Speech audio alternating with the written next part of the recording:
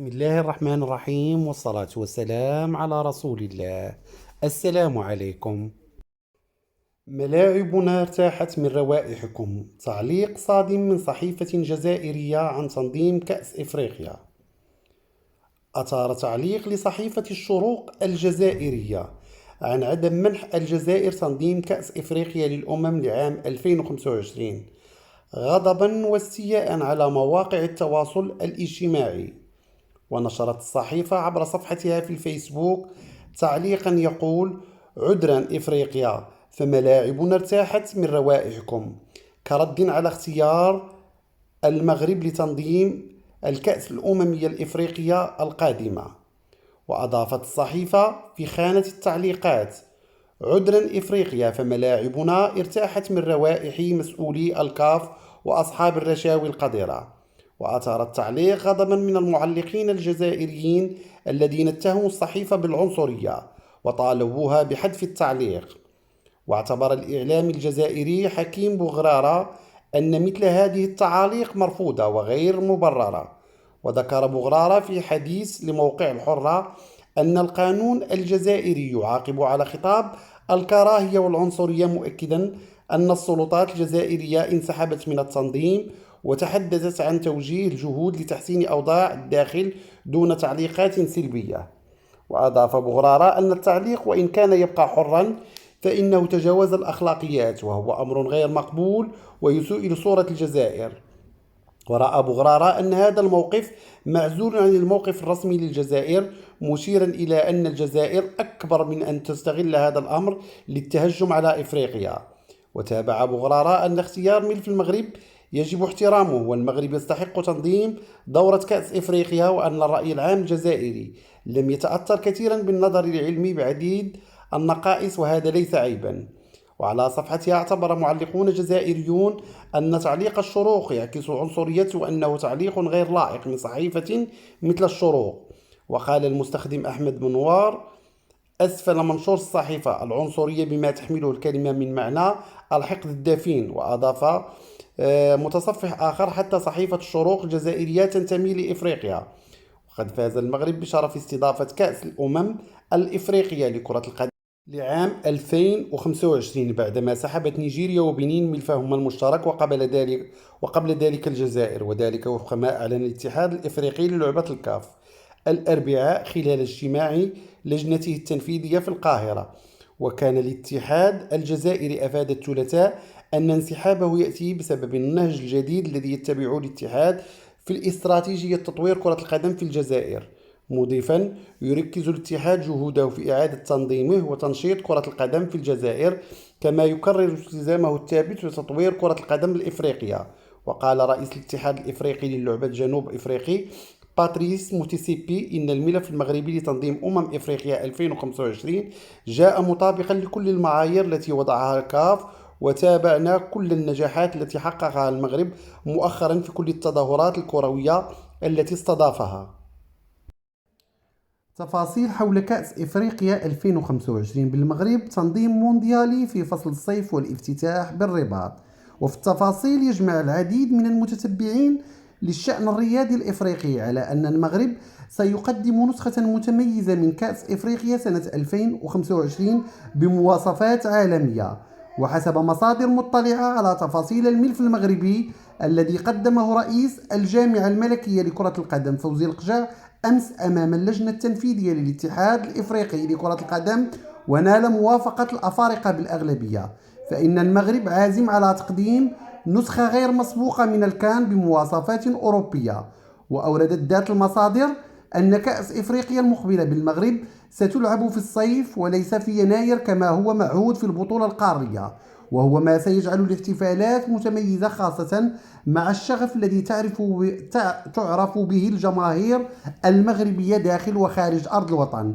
وذكرت ذات المصادر أن الموعد الرسمي للبطولة التي ستقام بالمغرب لم يتم تحديده بعد، لكنه في الغالب سينظم بعد مونديال الأندية الذي سيقام في الولايات المتحدة الأمريكية، أي بين يونيو ويوليوز من سنة 2025.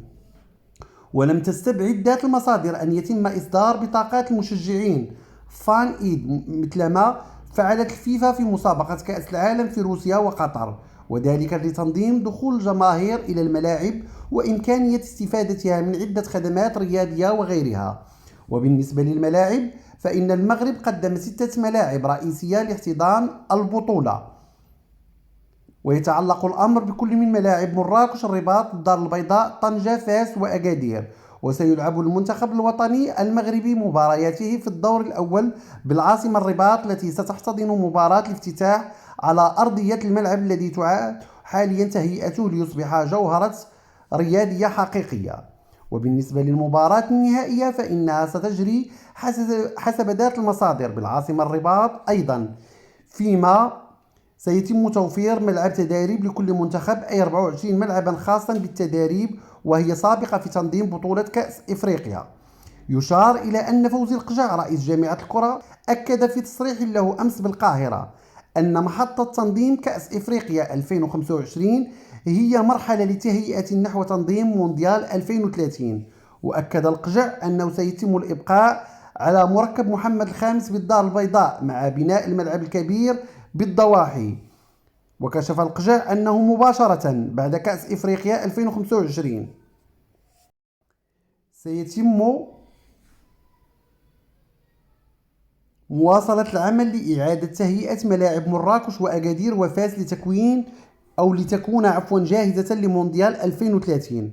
واعتبر القجع أن تصور البنية التحتية الرياضية الجديدة واضح ويمتد على مدى 8 سنوات.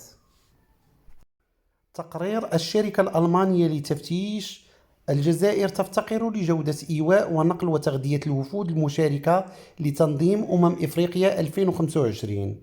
كشفت كواليس تقرير الشركة الألمانية المكلفة بعملية التفتيش للبلدان المرشحة لتنظيم كأس إفريقيا 2025 عن كون الملف المغربي هو الأجدر بشرف التنظيم. واطلعت الشركة الألمانية رئيس الكاف وأعضاء المجلس التنفيذي على تقاريرها التفصيلية عن كل بلد، حيث تبين أن الملف الجزائري تشوبه نقائص كثيرة، على رأسه الضعف الكبير لجودة فنادق الإيواء وتدهور جودة النقل الذي كشف عنه رداءة وكارثية وسائل النقل وفود منتخبات الشان، إضافة إلى رداءة جودة التغذية التي كانت موضوع شكاية وفود مشاركة لمنتخبات الشان، حيث تعرض لاعبي وأعضاء أطقم إدارية لعدة منتخبات لتسممات غذائية.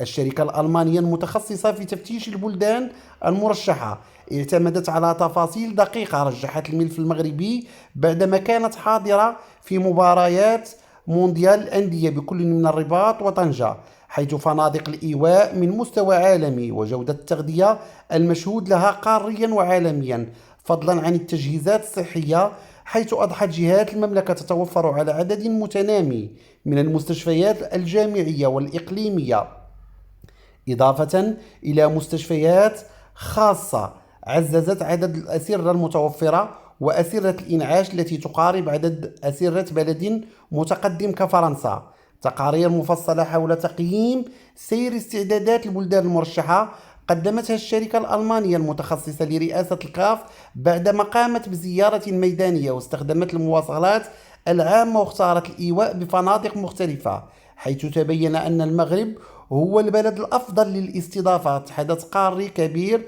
سيعكس التطور الحاصل في إفريقيا. الإعلام الأجنبي يهتم بالكان في المغرب. خصص الإعلام الأجنبي حيزا مهما داخل صفحاته لحدث فوز المغرب بتنظيم كأس إفريقيا لكرة القدم 2025، مشددا على أن المملكة استحقت الاحتضان بسبب الإجماع الكبير للمنتظم الإفريقي. وأوضحت سكاي نيوز عربية أن المغرب كان مرشحا بقوة، معتبرة أن تنظيم المملكة للكان سيعطي دفعة لآمالها في استضافة كأس العالم 2030 في ملف مشترك مع البرتغال وإسبانيا. واعتبر المصدر نفسه أن هذه هي المرة الثانية التي يستضيف فيها المغرب الحدث الرياضي الأكثر شعبية في إفريقيا، بعد حوالي 4 عقود من المرة السابقة عام 1988. من جهتها أوردت صحيفة الشرق أن استحقاق المغرب لتنظيم كان جاء على لسان باتريس موتيسيبي رئيس الاتحاد الإفريقي لكرة القدم الكاف، الذي أكد أن اختيار المغرب لتنظيم كأس إفريقيا 2025 جاء دعما لجهوده لتنظيم مونديال 2030. من جانبه أبرز موقع روسيا اليوم أن المغرب نال شرف تنظيم كأس إفريقيا بسبب تحقيقه لكافة شروط الاستضافة، من أبرزها الملاعب. واهتمت صحيفة آس الإسبانية بموضوع حصول المغرب على استضافة كأس إفريقيا لكرة القدم 2025، معتبرة أن المملكة كانت مرشحة وحيدة بعد انسحاب المرشحين الآخرين. وتطرقت الصحيفة الإسبانية إلى تاريخ المغرب مع تنظيم الكان كاستضافة كأس إفريقيا لسنة 1988. وأوردت وكالة رويترز أن المغرب كان مرشحا أقوى قبل الإعلان عن استضافته لكأس إفريقيا 2025. وأضافت الوكالة أن استضافة المملكة لكان 2025 ستكون دفعة قوية لآمالها في تنظيم كأس العالم لسنة 2030 بالاشتراك مع إسبانيا والبرتغال. وأكدت صحيفة ليكيب الفرنسية أن المغرب متعود على تنظيم التظاهرات الكبرى، من بينها استضافة كأس إفريقيا سنة 1988. وذهبت البي بي سي في نفس طرح ليكيب، حيث اعتبرت أن المغرب له تجربة في تنظيم التظاهرات الرياضية. إشادة واسعة بجهود تطوير الكرة المغربية. حالة من الفرح والسرور تعم أرجاء المغرب والشعب المغربي قاطبة بعد الإعلان عن نيل البلاد شرف استضافة نهائيات كأس إفريقيا لسنة 2025، وذلك عقب اجتماع أعضاء المكتب التنفيذي للكونفدرالية الإفريقية صباح يوم الأربعاء بمصر. وتفاعل المغاربة بشكل واسع عبر مختلف منصات التواصل الاجتماعي مع هذه الخطوة التي أعلنت عن مرحلة جديدة في تاريخ احتضان المغرب لتظاهرات عالمية، حيث أكدوا أن المغرب اليوم أصبح مواكبا للتطور وله قدرة على استضافة الفعاليات المهمة، منوهين بالعمل الكبير الذي أبان عنه رئيس الجامعة الملكية لكرة القدم السيد فوزي القجع في تطوير الرياضة وكرة القدم الوطنية، خاصة التي تواصل تحقيق الرياضة. وقال المحلل الرياضي علي الرحموني في تصريح لجريدة إسبريس إن ترشح المغرب لاستضافة الكان جاء عن قناعة وبملف قوي يشمل جميع المرافق والبنيات بما فيها الملاعب والفنادق والطرقات وجميع البنيات التحتية التي تلزم في دفتر التحملات، وهذا ما جعله يأخذ الريادة عن باقي الملفات التي كانت مرشحة معه، بما فيها الملف الجزائري الذي كثر فيه القيل والقال وقامت القيامة حوله خاصة من الجزائريين، مضيفا أن هذا الأمر أظهر ضعف ملفهم مؤخرا، وهو ما جعلهم يلتجئون إلى الانسحاب عوض تكبد خسارة فادحة أثناء اجتماع المكتب التنفيذي الذي انعقد صباح اليوم في القاهرة، ومشيرا إلى حضور 22 عضوا داخل القاعة بالقاهرة وغياب عضوين، وبالتالي اكتساح الملف المغربي إلى 22 صوت، ما أسفر عن تفاعل كبير على مستوى مواقع التواصل الاجتماعي وطنيا وعالميا، حيث يهلل الجميع بفوز المغرب.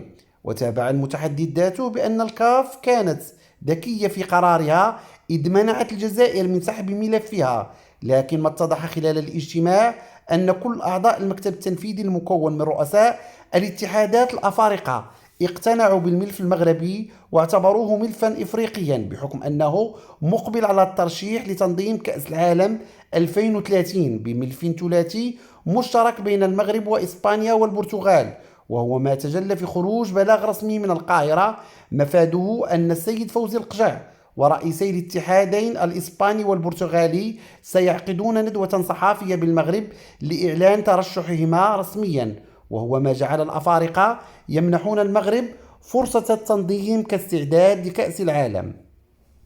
وأضاف المحلل ذاته كما قيل في كواليس المكتب التنفيذي فإن هناك دولة بنت عشرات الملاعب لتنظيم كأس إفريقيا ولم تستضفه، وهي الجزائر، وفي وقت قام المغرب بهدم ملاعب لإعداد أخرى عملاقة، ما يدل على أنه سينظم كأسا خرافية وسيعطي الثقة للدول من بعده التي ستستضيفها، لأن المملكة معروفة بحسن التنظيم.